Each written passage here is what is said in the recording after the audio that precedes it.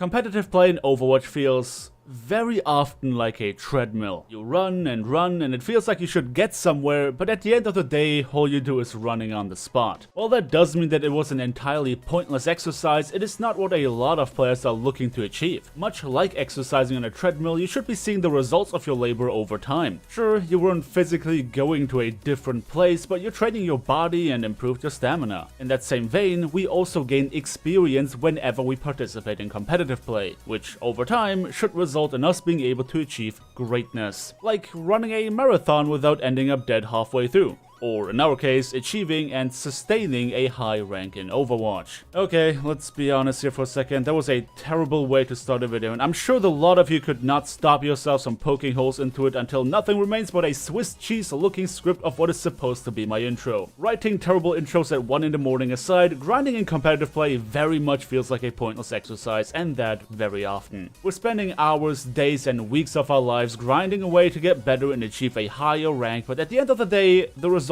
are not in our hand. A Smurf who's not in voice chat and refuses to get off of DPS while absolutely sucking at it, players leaving or disconnecting, and other people who refuse to make themselves part of your team. All these kinds of players and more have your fate in their hands. Will you rank up or will you go down into a lower division? The random nature of competitive play results in a lot of frustration on the forums and on Reddit. But what is behind that? Is it really just that the matchmaker is broken, or are we ignoring something here? That's what I want to talk about today. So without wasting any more time, let's get right into it. Now, before we cover anything else, I want to say that your feelings of anger and frustration are completely warranted. When you sweat your dick off trying to win your match, but you are paired up with players who could not be fucked to care, then that is a very unfortunate situation. But at the same time, it is my belief that a lot of you guys handicap yourselves without realizing. In fact, even without me realizing. I think by now my story has gotten kinda old. I kept repeating how I was stuck in Platinum for half a season in Season 2, demanding a better rank while insisting to play DPS, before I realized how much I actually sucked while reviewing my gameplay. And it is my belief that a lot of players, once they have that kind of epiphany, would be able to break what they believe is a wall in their progression. What really inspired me to talk about this is actually a video from Ragtag featuring his new and unique series called Underanalyzed, in which he took a casual look at a user-submitted match of competitive play, and next to providing top-notch entertainment value, pointed out some of the mistakes the players seemingly did not reflect on at the time. The reason I believe that match is a perfect microcosm of what a lot of players complain about on the forums is because it was essentially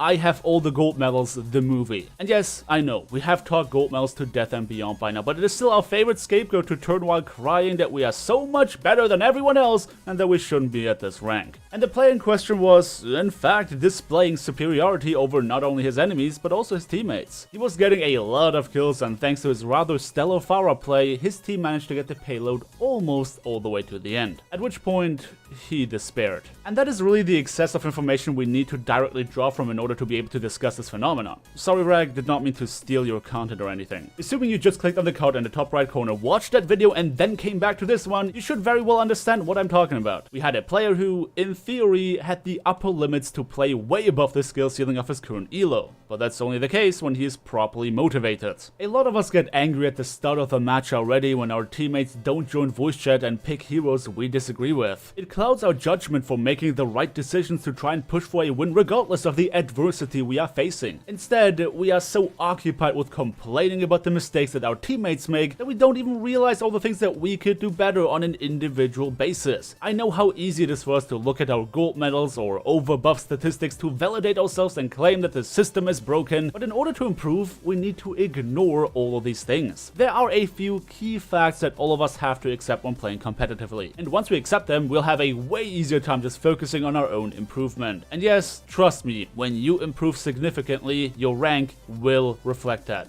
It's just about getting to that point in the first place. So number 1, ranked in Overwatch works under a system of averages. Our statistics are not measured on a game-by-game basis alone, but also on a per 10-minute basis. That means that we are supposed to achieve certain statistics per 10 minutes rather than per game to more accurately measure consistency in gameplay. The player in our example was doing really well for the first half of his attack, but once he succumbed to just complaining about his teammates without realizing that the last point on Dorado is really difficult to crack even when your entire team works together, he was just completely shitting the bed. When a round ends up shorter than 10 minutes, all of your statistics statistics will be adjusted accordingly as well. So really, what likely happens with a player like that is they have their carry pants on up until the enemies actually put up a fight. Once that is the case, they get destroyed, get mad at their team, and stop playing anywhere near as well. That does not only make you a bad player, but it also ruins your statistics. You need to be consistently good rather than peaking in the very beginning to then sit on your gold medals for the rest of the game without ever meaningfully contributing to the match. And realizing these things is very difficult when you are angry, which is why I always recommend that you record your matches and watch them back afterwards to see where you can improve. Because once you look at them in a calm fashion, you're gonna start questioning some of the decisions you made mid-game. You'll see where you could have avoided staggering, or where you could have helped a teammate to give you a better chance to win. And number 2 on a list of things we are all forced to accept is that we are all good at different things. In my video titled Ranked is Not Fair, I have discussed the inevitability of losses in Overwatch and where they come from. While the game tries to create matches where both teams have a fair 50% chance to win, assuming the deciding factor will be player skill, the matchmaker does not consider a lot of the things that affect those win chances very heavily. For example, the game does not care which hero you win your games with. As long as you are performing a certain way on an average basis, it doesn't matter if you get stomped on some maps and roll on other maps. It is very well possible that by pure chance, the players you are given by the matchmaker play heroes that don't fit into your team, or that you are currently playing on a map they have a horrible win rate on. This is a level of randomness you can only combat by 6-stacking with players you know are capable of performing consistently. But if you don't, please realize that you are not perfect either. All of us have maps we play better or worse on, and all of us have heroes that we prefer playing over others. Really, you can't expect players to be equally good on every hero playing on every map and then have them all listen to every word you say. That is an utterly unrealistic demand to make in solo queue. And that leads us to number 3 on our list. We are all forced to accept losses that we did not deserve. No, ranked does not get better when you get a higher rank. And all the things you complain about right now apply to all of us. Each and every one of us is dealing with levers, throwers, disconnects, and smurf accounts. The whole, but it's worse than my rank scapegoat is absolute bull, so stop victimizing yourself and focus on the things you can affect rather than those you have no control over. It's not only better for your own peace of mind, but it also makes it so much easier to get better at the game, period. You know, at the end of the day, it's not always all about